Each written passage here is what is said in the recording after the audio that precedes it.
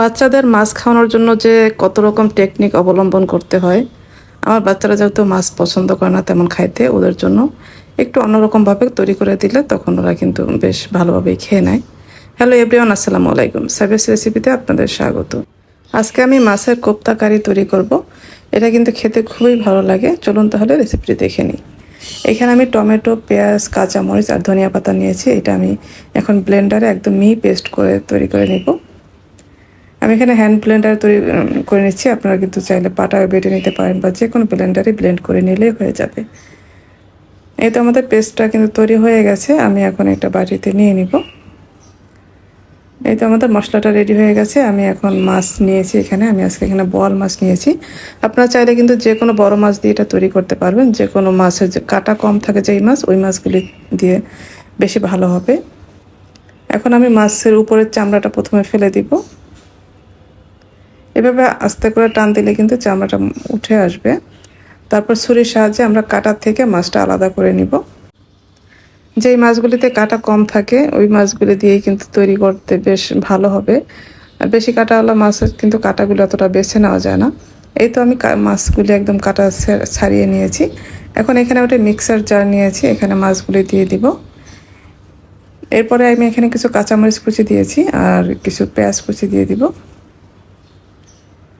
এখন সামান্য পরিমাণ আদা রসুন বাটা দিয়েছি হাফ চা চামচ করে। জিরার গুঁড়া দিয়েছি এখানে হাফ চা চামচ, হলুদের গুঁড়া দিয়েছি হাফ চা চামচ, স্বাদ মতো লবণ দিয়ে দিয়েছি। এখন সামান্য পরিমাণ তেল দিয়েছি 1 টেবিল চামচের মতো। এখন আমরা এটা ব্লেন্ড করে নিব। এই তো আমাদের ব্লেন্ড করা হয়ে গেছে। আমি এখন একটা বাটিতে নিয়ে নিব। এখানে চাইলে আপনারা বাইন্ডিংয়ের জন্য কর্নফ্লাওয়ার ব্যবহার করতে পারেন। আমি আজকে কর্নফ্লাওয়ারটা দেইনি, যেহেতু বোয়াল মাছ এটার মধ্যে কর্নফ্লাওয়ার না দিলেও সমস্যা হবে না। রুই কাতলা মাছে কিন্তু একটু কর্নফ্লাওয়ার দিয়ে নিতে হবে। এখন আমি হাতে একটু তেল লাগিয়ে নিব। তেল লাগিয়ে তারপর এখন কোপ্তা আকারে গোল গোল বলের মতো বানিয়ে নিব। একটু তেল না লাগিয়ে নিলে এটা হাতের লেগে যাবে না, খুব সুন্দরভাবে কিন্তু বলগুলো তৈরি করা যাবে। এই তো আমি এইভাবে কিন্তু সবগুলি বল তৈরি করে নিব। অনেক সময় দেখা যায় বাচ্চারা মাছ খেতে চায় না বা অনেক দিনের মাছ থাকে ফ্রিজে, নর্মালি রান্না করলে ভালো লাগে না খেতে। সেই মাছগুলিতে কিন্তু এভাবে তৈরি করে নিলে এটা একদম বোঝাই যাবে না এটা যে অনেক দিনের মাছ। এই তো আমাদের সবগুলি বল তৈরি করা হয়ে গেছে। আমি এখন চুলায় চলে যাব। চুলায় একটি ফ্রাই প্যানে আমি তেল দিয়েছি। তেলটা গরম হয়ে আসলে আমি কোপ্তাগুলি দিয়ে দিব। কোপ্তাগুলি দিয়ে আমরা কিছুক্ষণ অপেক্ষা করব, তারপর আমরা এগুলো উল্টে দিব। সাথে সাথে উল্টে দিলে কিন্তু এগুলি ভেঙে যেতে পারে।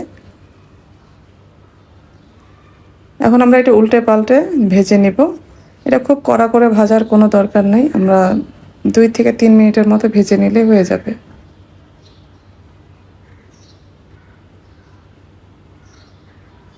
এই তো আমাদের এগুলি ভেজে নেওয়া হয়ে গেছে, কিন্তু আমি এখন এগুলি তেল থেকে তুলে নিব। এখন একই তেলে আমি কিছু পেঁয়াজ কুচি দিয়ে দিব। পেঁয়াজটা আমরা হালকা ব্রাউন করে ভেজে নিব। ব্রাউন কালার চলে আসলে আমরা যে মশলাটা তৈরি করেছিলাম ধনিয়া পাতা, পেঁয়াজ, টমেটো, কাঁচামরিচ দিয়ে, ওইটা আমি দিয়ে দিলাম। বাটিটা ধুয়ে আমি সামান্য পানিও দিয়ে দিয়েছি। এখানে আমি আদা রসুন বাটা দিয়েছি 1 চা চামচ করে। এখানে জিরার গুঁড়া, ধনিয়ার গুঁড়া দিব 1 চা চামচ করে। হলুদ মরিচের গুঁড়াও দিয়েছি, হলুদের গুঁড়া দিব 1 চা চামচ আর মরিচের গুঁড়া দিব 1 টেবিল চামচ। এখন আমি আরও কিছু পানি দিয়ে মশলাটা খুব ভালোভাবে কষিয়ে নেব। স্বাদ মতো লবণ দিয়ে দিয়েছি। মশলাটা এখন খুব সুন্দরভাবে কিন্তু একটু সময় নিয়ে কষিয়ে নিতে হবে। আমি এখানে 2-3 বারে পানি দিয়ে খুব ভালোভাবে কষিয়ে নিয়েছি। এখন আমি কোপ্তাগুলি দিয়ে দিলাম, দিয়ে আমি আবার মশলার সাথে খুব একটু কষিয়ে নিব। এখন আমি এখানে পরিমাণ মতো পানি দিয়ে দিব। এখানে আমি গরম পানিটাই দিয়েছি। আমি কিন্তু সবসময় গরম পানিটা ইউজ করার চেষ্টা করি, তাহলে কিন্তু তরকারির স্বাদটা খুবই ভালো আসে।